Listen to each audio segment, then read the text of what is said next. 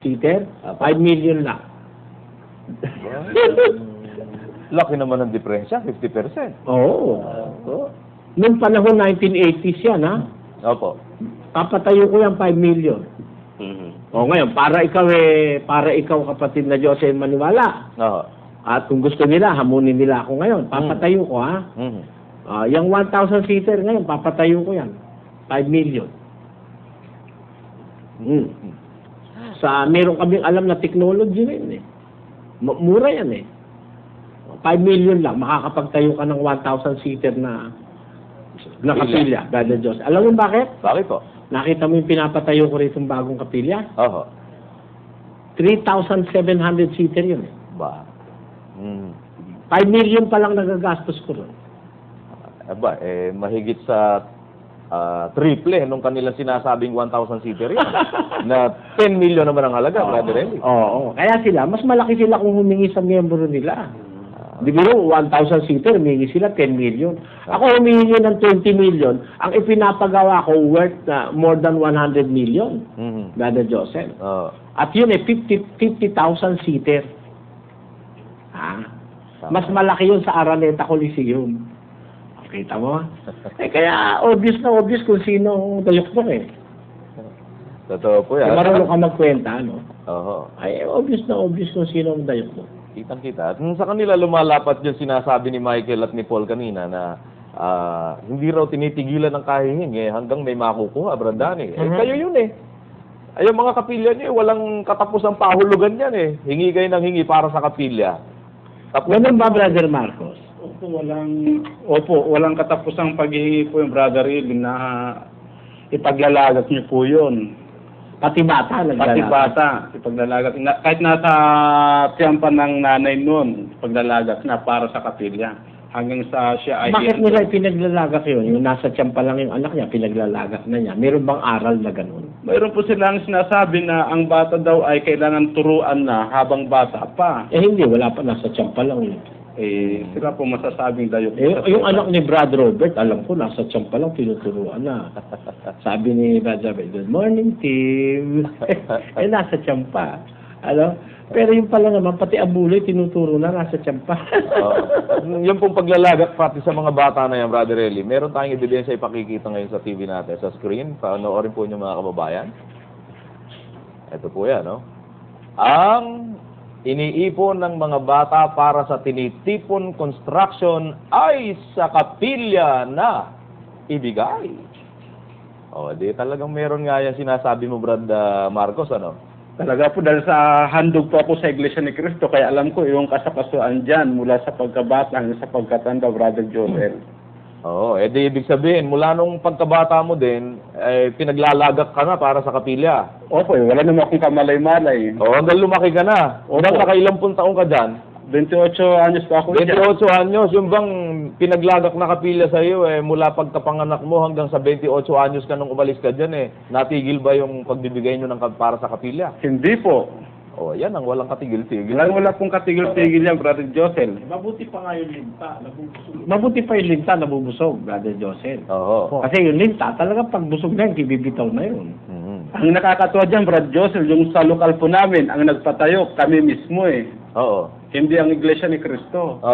Pero hanggang ngayon, binabayaran po namin. Anong lokal yun, Brother Marcos? Lokal ng Babatngon, distrito ng Leyte East.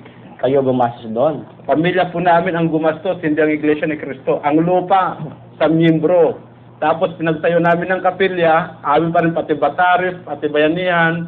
Pero hanggang ngayon, kami pa rin na naguhulog sa kapilya na yan. Ano ba yun? Bakit ganun, Kapol-Pol? Ba't may ganyan sa inyo? Sino ba dayok-dok? Sino ba lintang dayok-dok? Mas maganda yata asong dayok-dok, mas bagay sa inyo. Dahil yung linta ay mali ang pagkakagamit mo Hindi tama bukod pala sa kapilya, Brad Marcos, meron pa silang para sa lupa no? Meron po. Iba ang sa kapilya, iba ang sa lupa. Ang pinagagawa muna ng Iglesia ni Cristo, bumili ng lupa. Mag-aabuli ukol sa lupa. Yung tinatawag po na tanging handugan para sa lokal. Yan ang po sa lupa yon. Ngayon, nakamit na yung naabot na yung presyo ng hinihingi sa amin, magtatanging handugan naman kami para na sa kapilya. Ganon. Ayan. At hindi Pero nakakaano yung Brad Josel muli sinasabi ko Oh. kami talaga ay ginigisa sa sarili Nung nasa Iglesia ni Cristo pa kami, inuulit ko, yung sinasabing Tipon Construction para sa kapila yon. Tapos, magtatangihan doon kami para sa kapilya. Iba naman yun. Ba't naman gano'n? Sabi nga ng kapatid ng Teno. Ano ba yan? Kaya ang Iglesia ni Cristo, wise pagdating sa pera Sa bagay kapatid na Marcos, sa nakita nating katotohanan ito, kung ito'y totoo man, itong sinasabi nilang nakakantada dito sa kanilang aklat na to, ay lumilitaw na alinsunod din sa sinabi ng ating dating bisita dito, yung ang asawa'y pinagbabaril pagkatapos siya magsalita dito, na binanggit niya na ang pag-aari ng pamahalaan o pamamahala ng iglesia nila ay hindi bilyonaryo. Opo. Trilyonaryo ang kanilang sinasabi. Kung ikakapit sa atin yung salitang linta, mabuti na siguro yung linta, kapatid na Diyos, sapagkat yun, ang intensyon ng dugo lang.